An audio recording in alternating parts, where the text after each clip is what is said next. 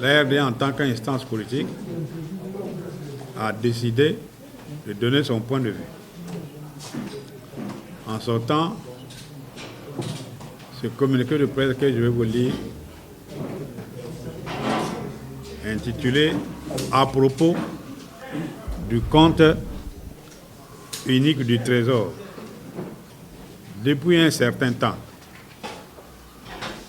un conflit ouvert oppose le Premier ministre congolais, M. Anatole Collinet,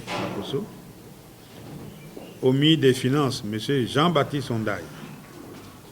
Ce conflit porte sur les dispositifs relatifs au compte unique du Trésor et la convention numéro 320 MF CAB du 10 mai 2021 portant mandat de gestion du guichet unique de paiement. Convention signée entre l'ancien ministre des Finances, M. Calix Dakanongo, et la Banque postale du Congo. Pour l'ARD, l'ouverture d'un compte de l'État à la Banque postale du Congo constitue une violation flagrante des règles élémentaires de gestion monétaire telles qu'elles sont définies par la doctrine, mais aussi par les organisations financières dont le Congo est membre, notamment la CEMAC et la zone franc. En effet, l'article 67 des directives de la CEMAC, référencé 0111-1990-CM 22 du 19 décembre 2011, relative aux lois de finances, dispose que, je cite, « Les ressources publiques sont toutes, quelle qu'en soit la nature et l'attributaire, encaissées et gérées par des comptables publics, nommés par le ministère chargé des Finances et placés sous son autorité. Elles sont versées et conservées dans un compte unique ouvert à la BEAC. Aucun compte ne peut être ouvert par une administration quelconque dans une banque commerciale, sauf dans les cas où et les conditions déterminées par un décret pris sur le rapport du ministre chargé des Finances. Les fonds détenus par les comptables publics sont gérés selon les principes d'unicité de caisse. Cette directive de la CEMAC est reprise dans la loi organique 36-2017 du 3 octobre 2017, relative aux lois des finances en son article 80, sauf à l'alinéa 2 où il diffère par ces termes, sauf les cas et dans les conditions déterminées par un décret du Premier ministre sur le gouvernement sur le rapport du ministre des Finances. Au niveau interne du Congo-Brazzaville, les principes qui régissent la gestion des finances publiques disposent que les ressources financières de l'État n'ont pour seul caissier et gestionnaire que le Trésor public et que ce dernier n'a qu'une seule banque, la Banque centrale, en l'occurrence la BEAC. Et pour le cas qui nous occupe, dans le même d'esprit, l'ordonnateur principal du budget de l'État est le ministre des Finances et l'ordonnateur délégué, le directeur général du budget. Dans l'affaire du compte unique du Trésor, les règles d'habilitation sont lourdement violées, dans la mesure où le trésorier payeur général et ses collaborateurs ignorent tout du compte de l'État ouvert à la Banque postale du Congo, alors qu'ils sont les seuls responsables des mouvements de ce compte au crédit comme au débit. En effet, des sources bancaires bien informées indiquent que de nombreuses opérations sont réalisées sur le compte de l'État ouvert dans les écritures de la Banque postale du Congo.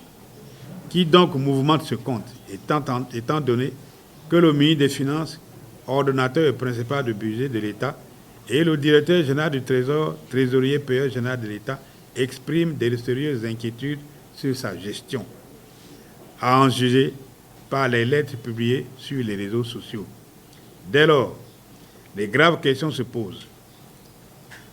Qui a été et qui est habilité à mouvementer le compte de l'État, ouvert dans les écritures de la Banque postale du Congo? À qui les fonds tirés de ce compte sont-ils versés?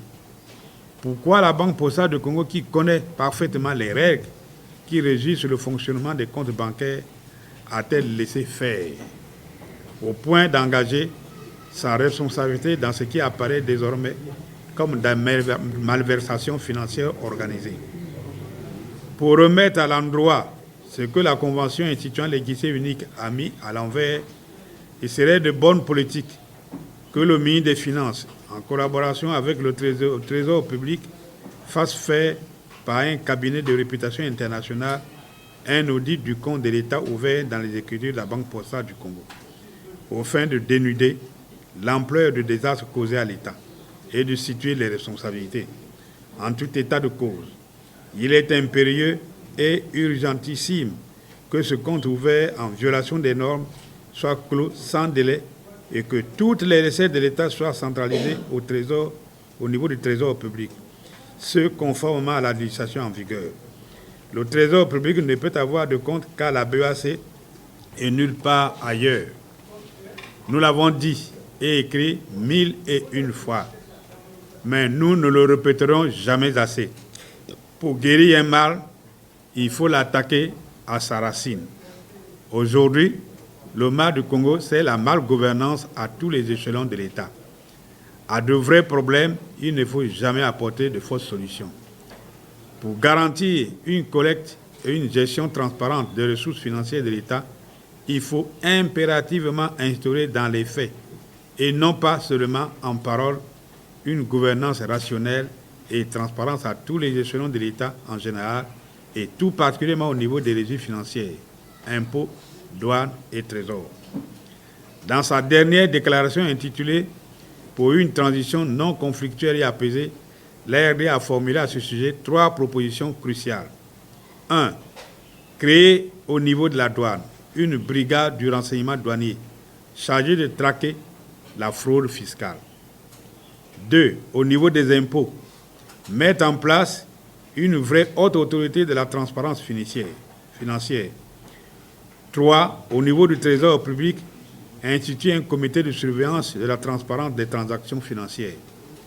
En définitive, le compte de l'État à la Banque postale du Congo est illégal, tout comme l'est la convention qui l'institue en violation des dispositions monétaires de la CEMAC.